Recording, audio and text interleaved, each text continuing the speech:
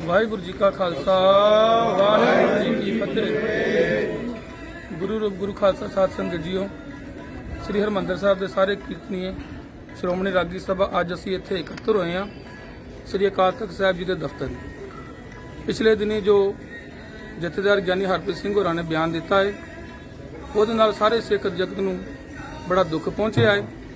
ਤੇ ਜਿਹੜਾ ਬਿਆਨ ਦਿੱਤਾ ਹੈ ਉਹਦੇ ਵਿੱਚ ਸਿੰਘ ਸਾਹਿਬ ਜੀ ਵੱਲੋਂ ਵਰਤੀ ਸ਼ਬਦਾਵਲੀ ਸਿੱਖਾਂ ਪ੍ਰਤੀ, ਉਹਦੇ ਨਾਲ ਹੋਰ ਵੀ ਸਾਨੂੰ ਦੁੱਖ ਪਹੁੰਚਿਆ। ਤੇ ਇਸੇ ਕਰਕੇ ਅਸੀਂ ਅੱਜ ਇੱਥੇ ਸਿੰਘ ਸਾਹਿਬ ਜੀ ਨਾਲ ਆਪਣੇ ਵਿਚਾਰ ਸਾਂਝੇ ਕਰਨ ਆਏ ਸੀਗੇ। ਤੇ ਸਿੰਘ ਸਾਹਿਬ ਜੀ ਤੇ ਹੈ ਨਹੀਂ, ਤੇ ਆਪਾਂ ਆਪਣੀ ਚਿੱਠੀ ਦੇ ਵਿੱਚ ਸਾਰੇ ਆਪਣੇ ਵਿਚਾਰ ਲਿਖ ਕੇ ਉਹਨਾਂ ਨੂੰ ਦੇ ਕੇ ਜਾ ਰਹੇ ਹਾਂ।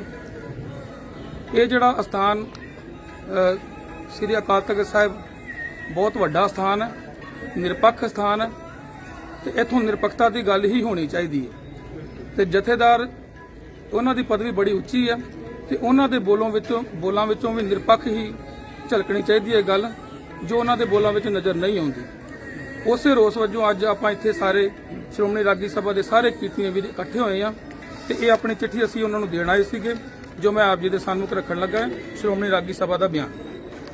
ਵਾਹਿਗੁਰੂ ਜੀ ਕਾ ਖਾਲਸਾ ਵਾਹਿਗੁਰੂ ਜੀ ਕੀ ਫਤਿਹ। ਜਥੇਦਾਰ ਸ੍ਰੀ ਅਕਾਲ ਤਖਤ ਸਾਹਿਬ, ਬੇਨਤੀ ਹੈ ਕਿ ਪਿਛਲੀ ਦਿਨੀ ਆਪ ਜੀ ਵੱਲੋਂ ਦਿੱਤੇ ਬਿਆਨ ਨਾਲ ਸਿੱਖ ਹਿਰਦਿਆਂ ਨੂੰ ਬਹੁਤ ਚੋਟ ਲੱਗੀ ਹੈ। ਸਿੱਖਾਂ ਪ੍ਰਤੀ ਆਪ ਜੀ ਨੇ ਬਦਤਮੀਜ਼ ਲਫ਼ਜ਼ ਵਰਤਿਆ ਹੈ।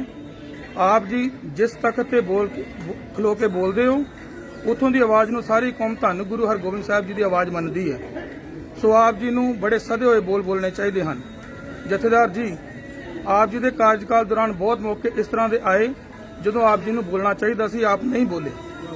ਆਪ ਜੀ ਨੇ ਅਕਾਲੀ ਦਲ ਦੀ ਗੱਲ ਕੀਤੀ। ਅਕਾਲੀ ਦਲ ਦੇ ਕੁਝ ਬੰਦੇ ਜੋ ਸਿੱਖੀ ਸਿਧਾਂਤਾਂ ਨੂੰ ਢਾਹ ਲਾ ਰਹੇ ਸਨ, ਉਹਨਾਂ ਨੂੰ ਲੋਕਾਂ ਨੇ ਨਕਾਰਿਆ ਹੈ, ਨਾ ਕਿ ਸਾਰੇ ਅਕਾਲੀ ਦਲ ਨੂੰ। ਜਥੇਦਾਰ ਜੀ, ਅਕਾਲੀ ਦਲ ਵਿੱਚ ਸਿਰਫ ਉਹੀ ਬੰਦੇ ਨੇ ਜੋ ਚੋਣਾਂ ਵਿੱਚ ਹਾਰੇ ਨੇ। ਅਕਾਲੀ ਦਲ ਕੁਰਬਾਨੀਆਂ ਨਾਲ ਬਣਿਆ ਹੈ, ਸੋ ਇਹ ਸਦਾ ਚੜ੍ਹਦੀ ਕਲਾ ਦੇ ਵਿੱਚ ਰਹੇਗਾ। ਆਪਣੇ ਬਿਆਨ ਵਿੱਚ ਆਪ ਕੁਝ ਬੰਦਿਆਂ ਦਾ ਪੱਖ ਕਰਦੇ ਹੀ ਲੱਗ ਰਹੇ ਹੋ, ਜੋ ਆਪ ਜੀ ਨੂੰ ਸ਼ੋਭਾ ਨਹੀਂ ਦਿੰਦਾ।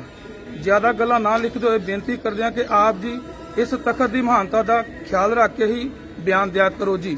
ਵਾਹਿਗੁਰੂ ਜੀ ਕਾ ਖਾਲਸਾ ਵਾਹਿਗੁਰੂ ਜੀ ਕੀ ਫਤਿਹ। ਬੋਲੇ ਸੋ ਨਿਹਾਲ।